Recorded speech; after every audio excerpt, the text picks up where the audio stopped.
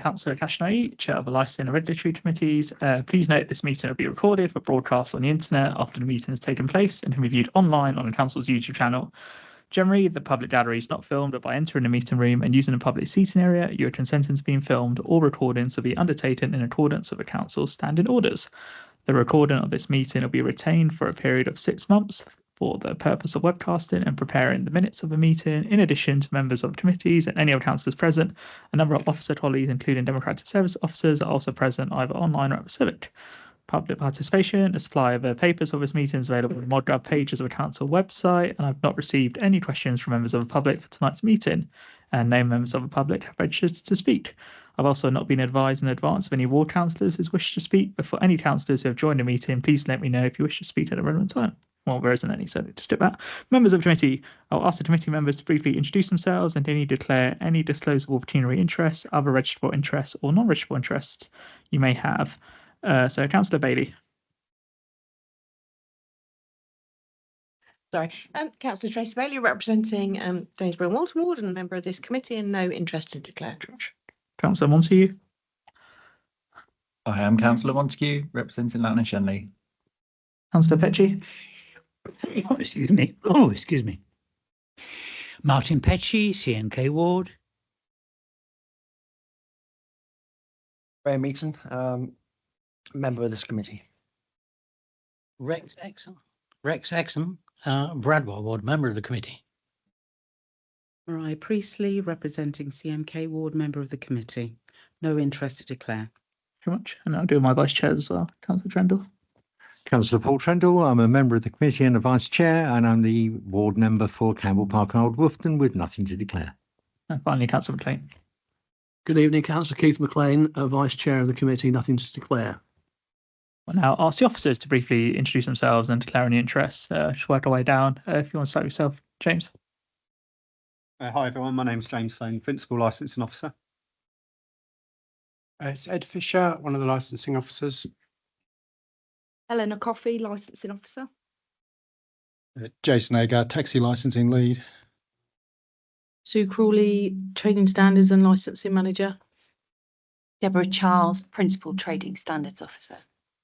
Rachel Body, senior trading standards officer. And then finally, Ophius and Jake. Good evening. My name is Ophius. I'm the principal lawyer for the litigation team. Good evening, Jane Crichton, Democratic Services Officer. All right, now we've got introductions out of the way. I'll now move on to the agenda for this evening. So we start with item 1 on the agenda, apologies of absence. Jane? Apologies received from Councillor Andrews. Thank you very much. So we've dealt with declarations of interest, which is item 2. So we'll now move on to item 3, the minutes on pages 5 to 20. So there are a number of sets of minutes to agree from licensing committee and subcommittees. So I'll call out the dates and please indicate if you wish to raise any issues. So the first licensing committee meeting held on the 10th of December. Yep, thank you very much. And then licensing subcommittee on the 26th of November. Agreed. 8th of December. Agreed. And finally the 17th of December. Agreed. All right, so the minutes are agreed. So we now move on to the annual report, which is item 4. It's a committee's annual report for 2025-2026. Are there any comments from the committee on the report? Thank you very much, Chair. It's been a good year. I think we've achieved a lot, both in committees and subcommittees, and I'd like to commend you on your first year as chair of this committee and of the Regulation Committee. Very much. Councillor McLean, that's very kind of you. All right, so I guess we can, that's everything. Is the annual report approved? Agreed. This will be presented to full council on the 17th of June 2026. All right, so now the date of the next meeting. It's been provisionally scheduled for Wednesday, 24th of June at 6:30 p.m. and I will close the meeting at 6:34. So we'll now commence the meeting of the Regulatory Committee. Oh, I mean, technically we do have to wait a minute, but I'll start. It's fine. Right. Apologies of absence, Jane. Apologies received from Councillor Andrews. Thank you very much. And declarations of interest, which we've dealt with in the introduction. So we can move on to item 3, which are the minutes from pages 5 to 8. So we have a set of minutes to agree from a regulatory committee held on the 10th of December 2025. Please indicate if you wish to raise any issues. Thank you very much, everyone. The minutes are agreed.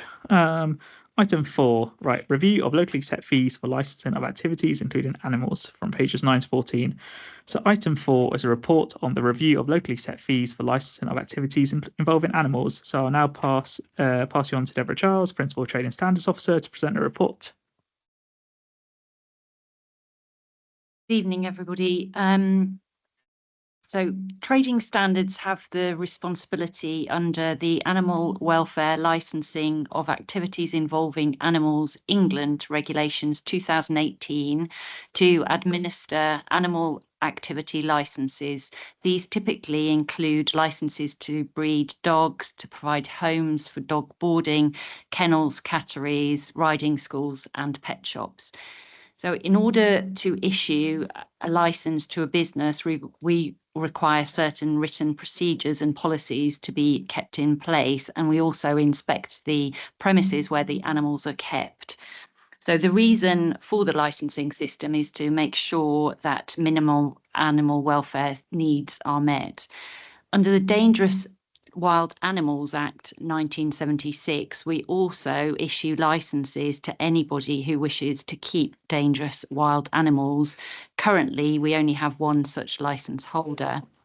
So both of these pieces of legislation allow Milton Keynes Council a fee setting ability. So this enables us to recover the costs of administering the license. The current fees were set 2 years ago and no inflationary increase was applied last financial year. So I've now carried out a review of the cost of administering the different licenses based on the last 2 years' worth of data.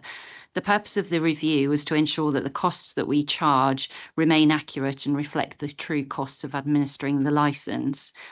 So the review has established that, with a few exceptions, the time spent on issuing the licenses has largely remained the same. And so this means that the proposed increases in the licenses supplied at Annex A simply reflect the 2026-27 predicted Milton Keynes Council inflationary increase. So I invite the committee to consider the recommendations outlined in the report in paragraphs 1.1 to 1.3, those being that the proposed fees are endorsed and adopted by due process for the implementation in the next financial year. Secondly, that a further review of the fees be undertaken in August 2027 with a view to implementing those from April 2028. And thirdly, that the committee agree an inflationary increase as determined by the council to be applied to the animal activity licenses in the interim year of 2027-28. Thank you very much, Deborah. It was a very insightful report. I'll open up the floor to the committee if anyone has any questions. Yep, go ahead, Councillor Fontaine. Two things. First, Deborah, on proposal 1.2, could you just read it out again? I may not have heard it correctly.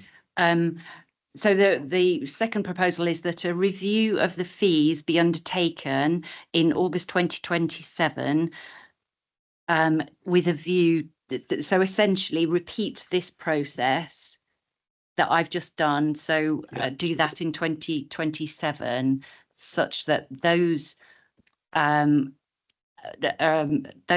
fees can then be agreed for from April 2028. That's the bit that what is not in the papers.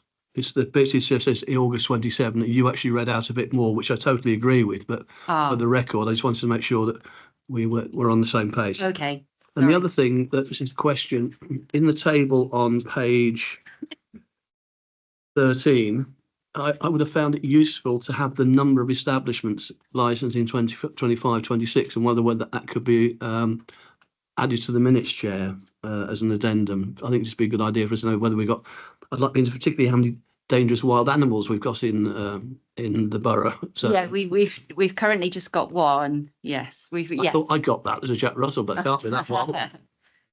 Yeah, so Councillor McLean, are you requesting that we put the overall number of animal boarding licenses, animal riding establishments? Yeah, okay. So just not side, just the number of licenses that we're issuing, because that will be the total revenue we're getting for that. Okay. But that's just, I think we all like to know that, or hopefully we'd all like to know how many. So the overall total is, I believe it's 53 or something like that at the moment, but yeah, that can certainly be included. Thank you very much. Okay. Any other remarks? Yeah, go ahead, Councillor Bailey.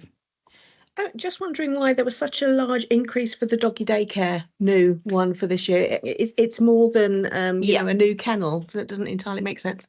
Yeah, so I think I did refer to that in paragraph 2.10, and that essentially is because when I did the fees last time, we didn't have any doggy daycare facilities, and so we had to do a best estimate, and we based that on it being similar to a dog kenneling facility.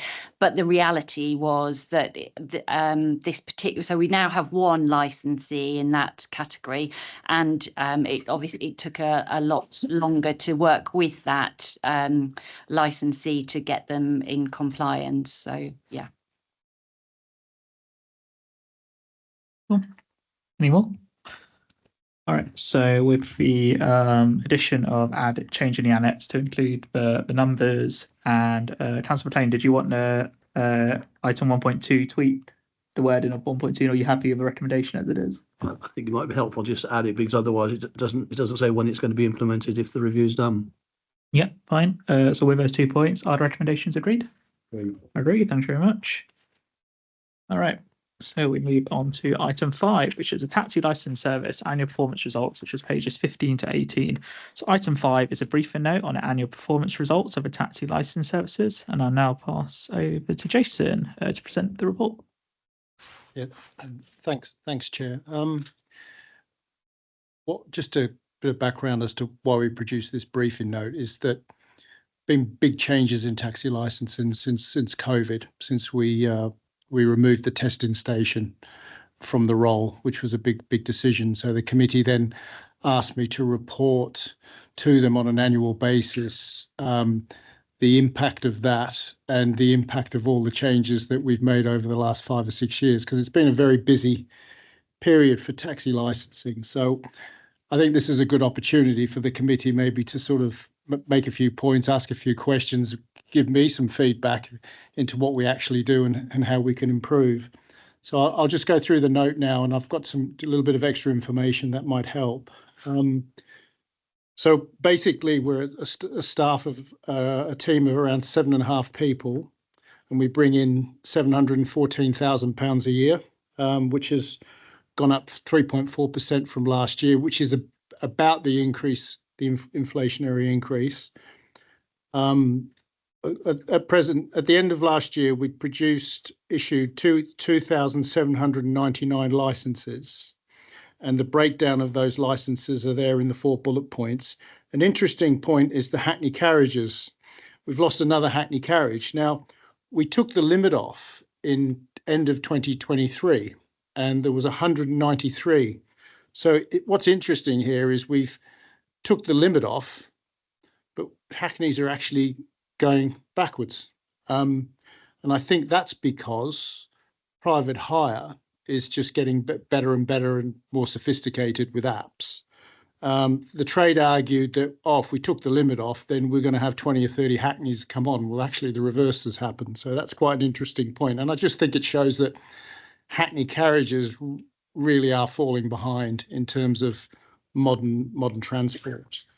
The other point I'd like to make, we actually went up 1.9%, which is actually a really good result, because we had a large operator called 24/7, and they've pulled out, and that's cost us around 40,000 a year in income. So we went up about 24, but we overall, but we actually in one hit lost 40. Why did we lose them? Well, they went shopping for better fees. But why did they go shopping for better fees? Is because the national insurance hike from the government meant they were forced to. So they went to a local authority in Essex, and they said it's primarily to do with the national insurance that hit them. So my view on the fees, which have gone up consistently for the last 3 or 4 years, I think the committee may want to consider freezing those fees. I think we're at a point with our fees that if we keep putting them up, we might actually lose income overall. So that's the view on the licenses. And then part of the process is applying the policy. So we had some refusals. We only had 2, and they involved battery and drink driving offences. And also one of them there was an ongoing police investigation. So he was charged and he was waiting court. And we just said to him, look, see what happens in court. If you're not guilty, come back to us. And then there was another driver for totting up. So they DVLA, they hit 12 points, they lose their license, then they automatically lose their license with us. Complaints, 259, they were up 31% from last year. Not sure why they went up that much. 43% was substantiated, and the actions we take are warnings, penalty points, retraining. Didn't do any revocations or suspensions from them, so that tells me that those complaints were relatively minor. Other councils referred 5 to us, but then we referred 89 to other councils. So that just tells you the amount of the sort of either the lack of enforcement from other councils, or maybe our vehicles aren't in other areas that much, but they're certainly in here a lot because there's 89 complaints there we've referred to other local authorities. So prosecutions, probably the most successful year we've had, with certainly in my time. We along with legal services, my colleague Mr. Ophis, he's 50% part of that success. We get complaints, we do test purchases, and we put files together. And last year we won 12 in a row. I mean, I've never come across winning 12 in a row. Normally you'd lose 1 or 2.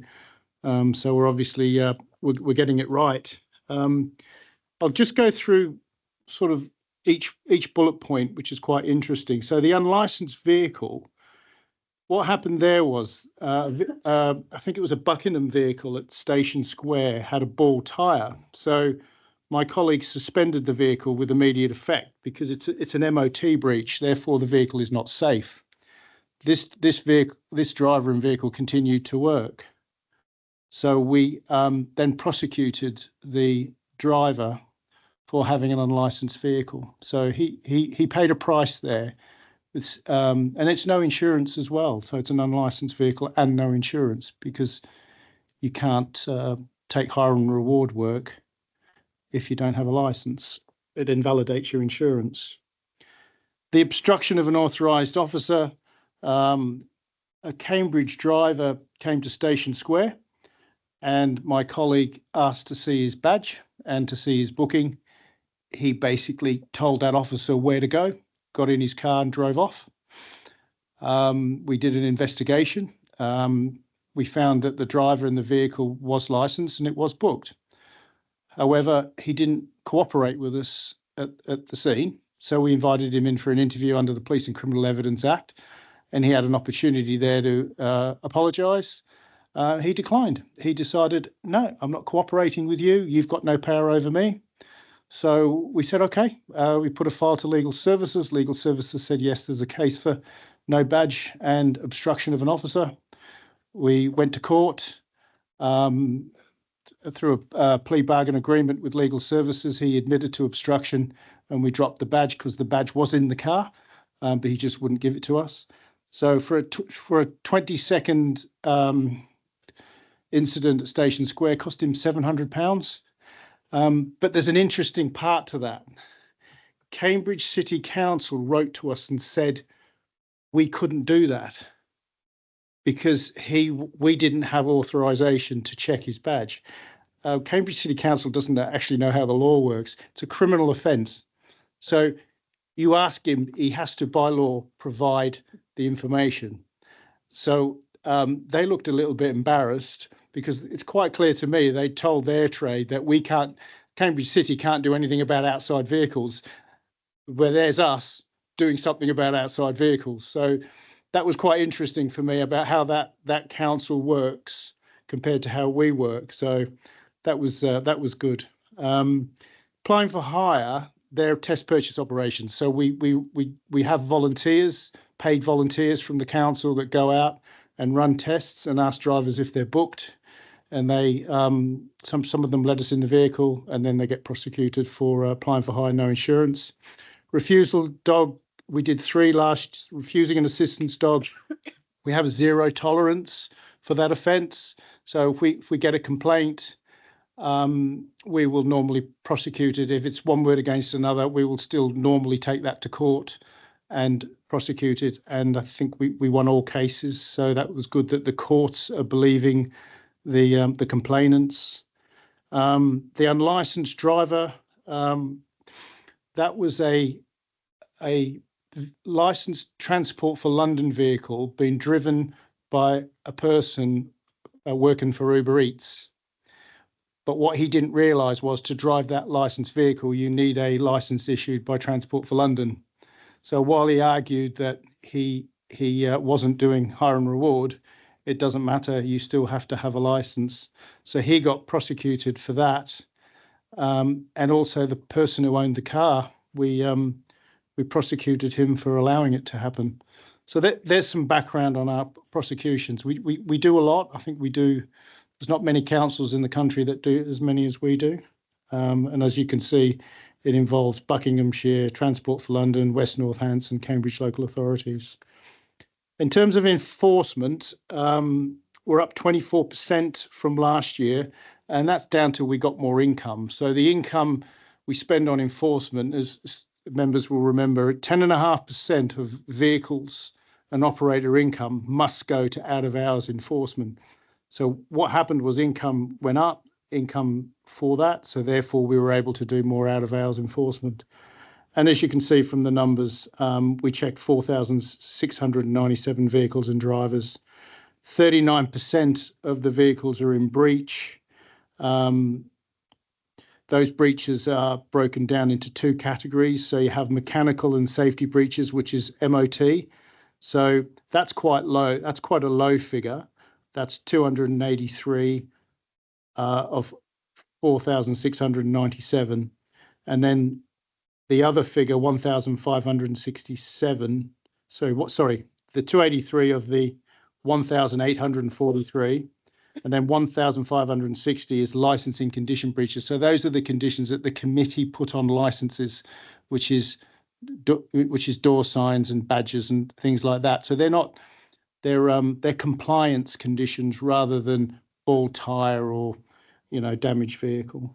And an important point also is that 16 of the 29 criminal investigations are a result of street level patrol. So the fact that we're walking the streets, 16 of the 29 come out. So, it's a bit like policing, isn't it? The more coppers on the beat, you either prevent more crime or you detect more crime. And that's no different for us.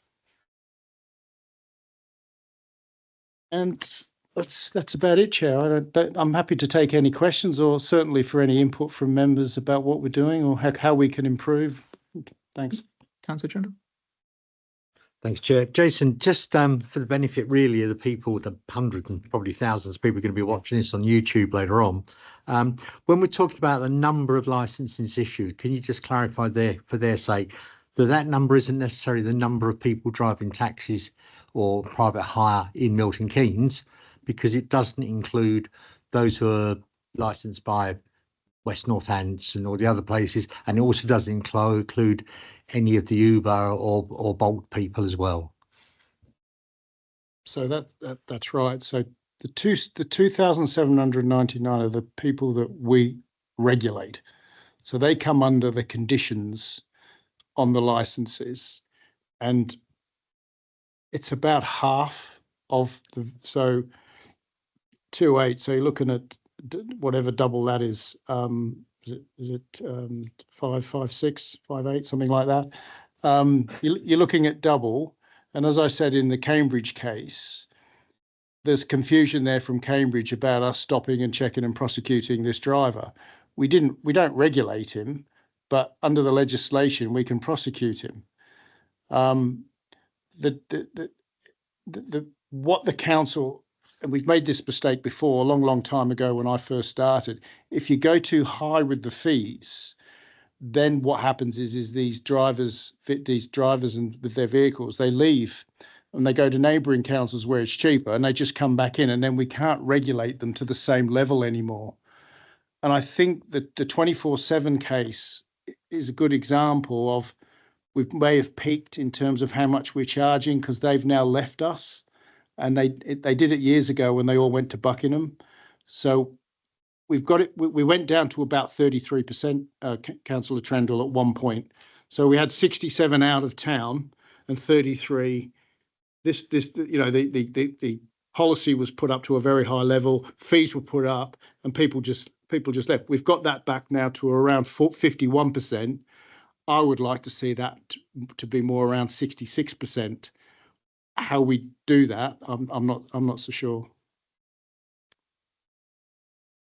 Thanks, Jason. Just one supplementary thing as you're talking there, something that sprung into my mind, rare occurrence, I know. So when we're talking about these drivers who come in from elsewhere, of course, am I right in thinking that one of the downsides with those is that they can come and apply for hire here and do their work, but they don't have to do the knowledge that the people we license in Milton Keynes have to do? Is that right? Yeah, to be fair though, I don't know of any councils that don't have a knowledge test. I mean, Wolverhampton didn't have one, but now they've put one in.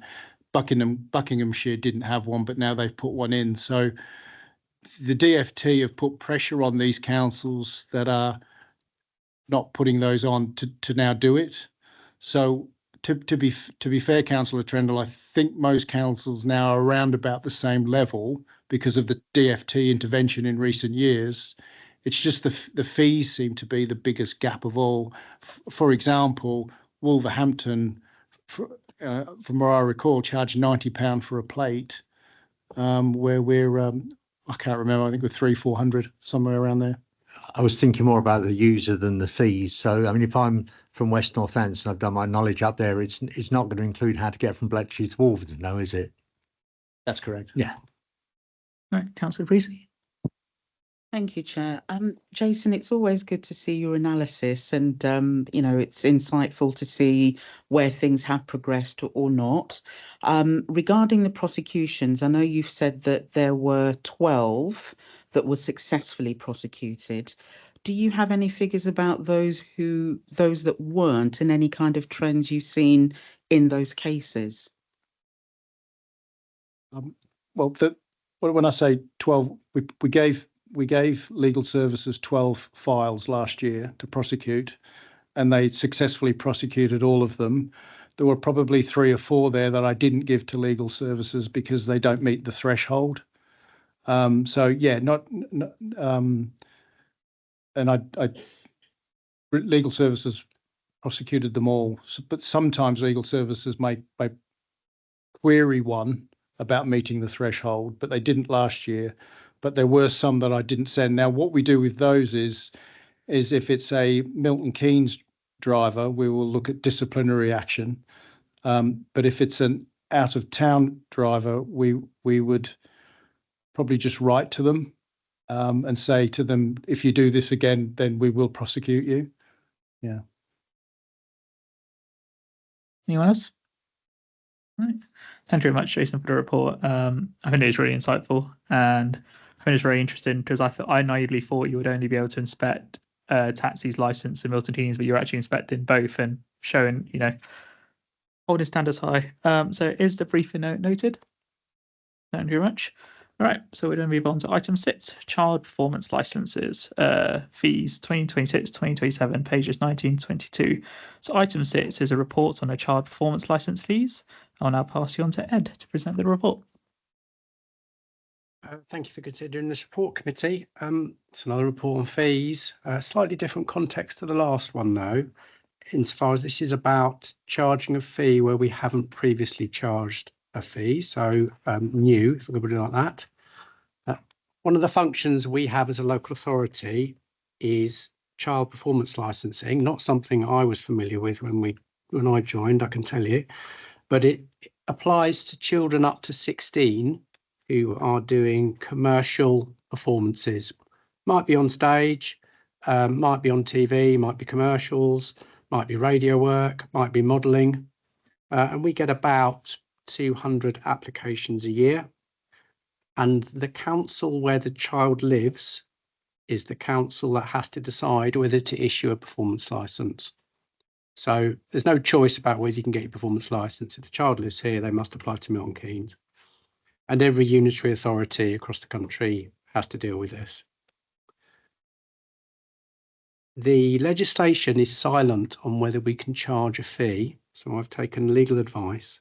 And what's driven me to look at fees is, you know, we all know there's a budget shortfall. And whilst this won't make up the budget shortfall, I can assure you, the truth of the matter is we need to look at the review, the fees and charges we administer to make sure they're fair.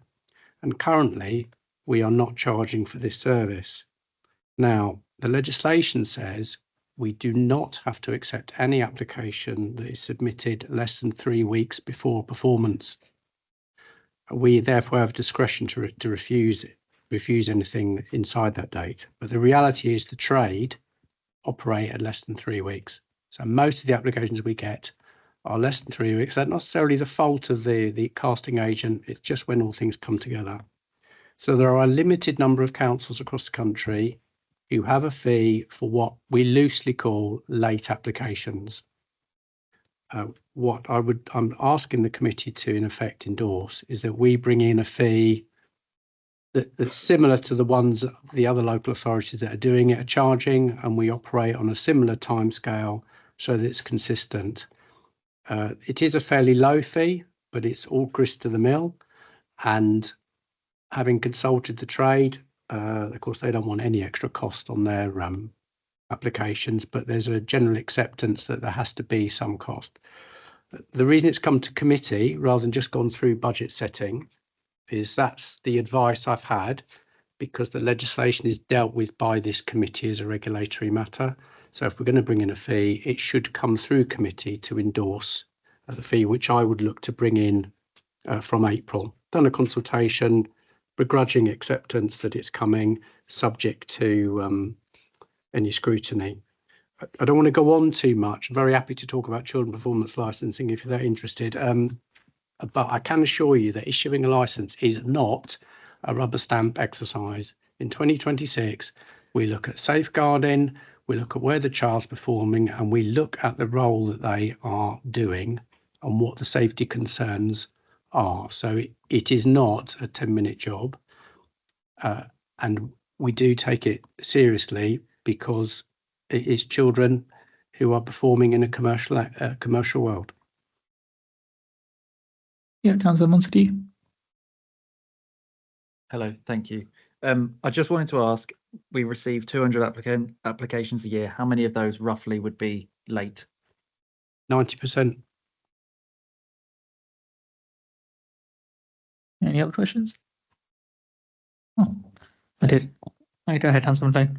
So what happens after this if we approve this and then somebody wants to bring them in April? Is it an executive decision? Is it a council decision? What's the value that you're thinking? Unless I missed something, I can't see how much. What a good question, Councillor McLean. Thank you very much. I think, so I'm, in terms of value, you know, about £6,000 a year. In terms of process, I think it goes to full committee. Sorry, you are full committee. I'm in full council. But what I have done is I have already put it in as a proposal into the annual budget, subject to. So it's gone through that way. It needs to go through this way, and then I hope it meets at the right place.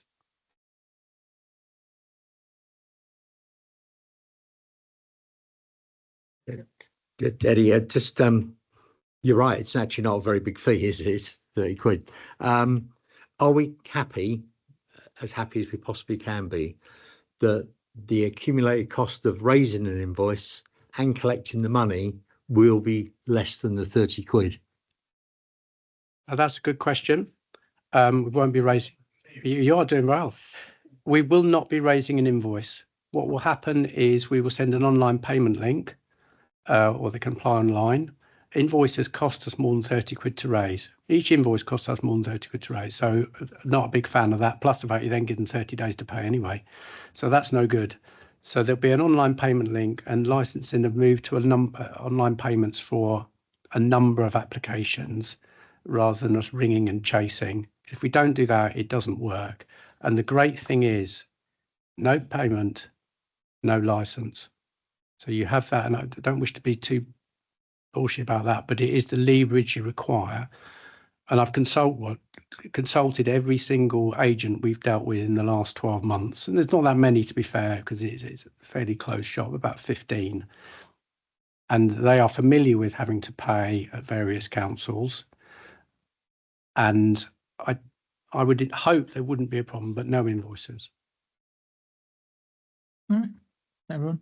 Yeah, Councillor Priestley, go ahead. Yeah, thanks, Chair. I'm just following on from Paul's point then in terms of the fees, and you've actually said that it costs more than what we are charging.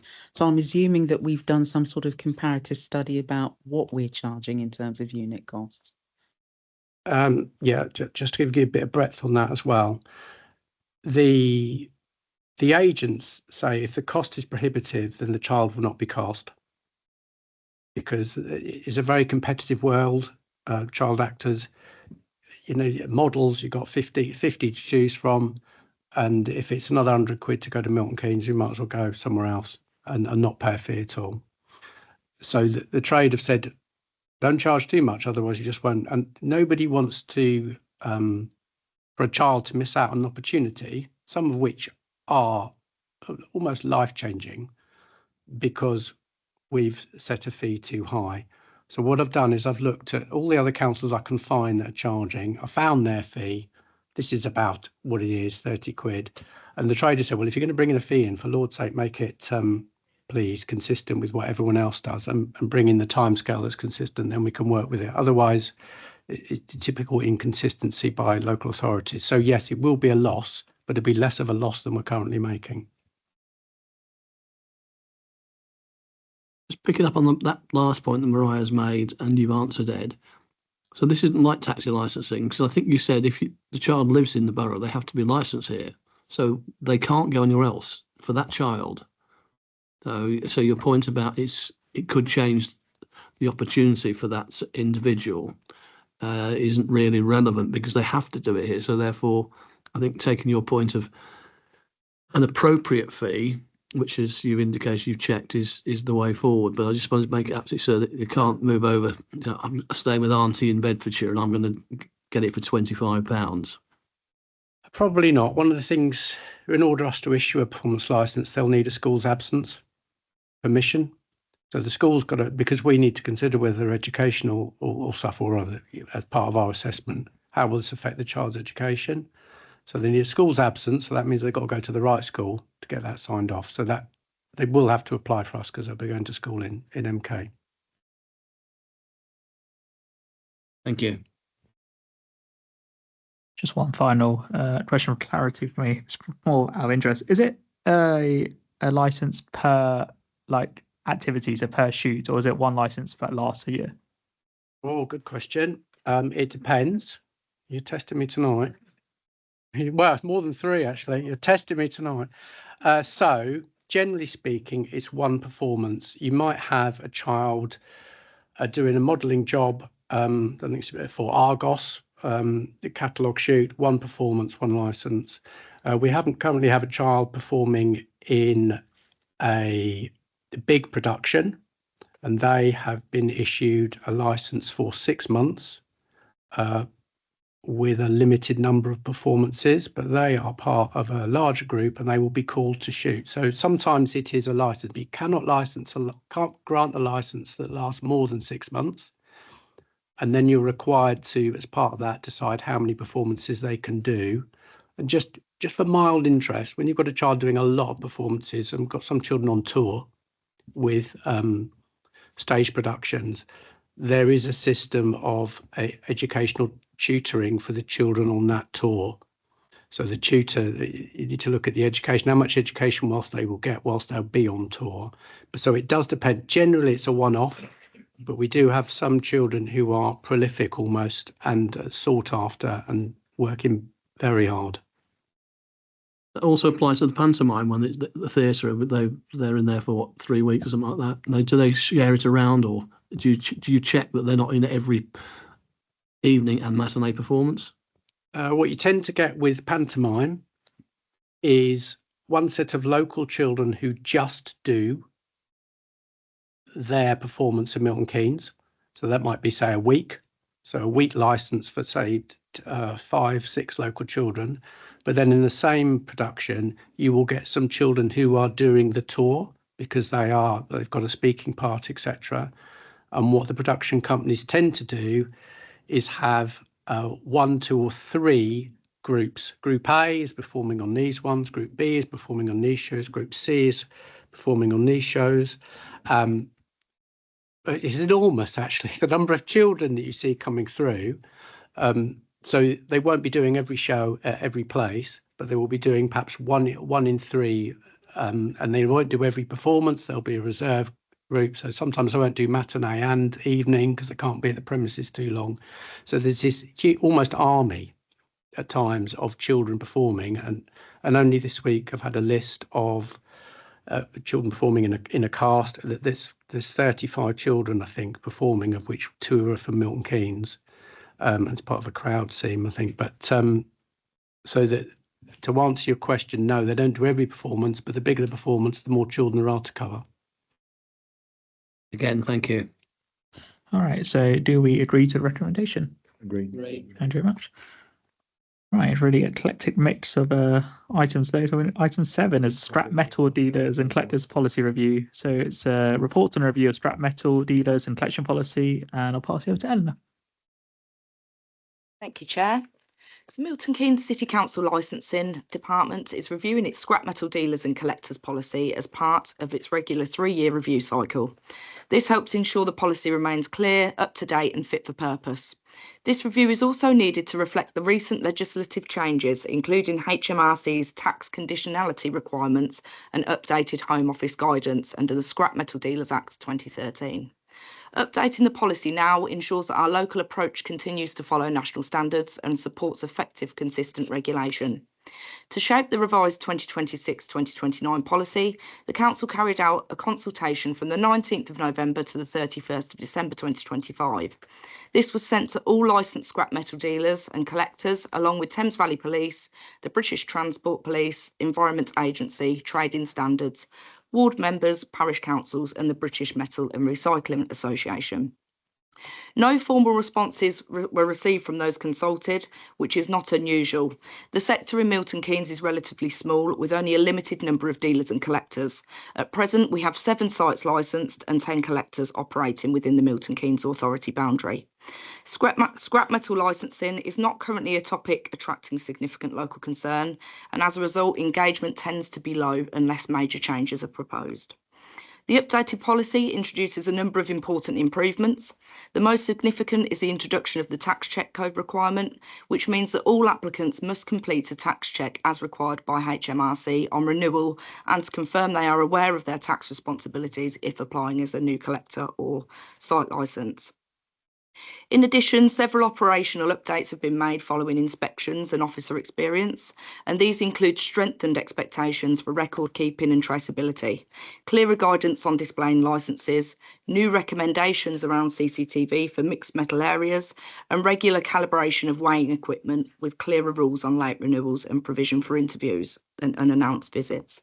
Together, these changes help modernise the policy, make expectations clearer for operators, and support a more consistent and effective regulatory oversight.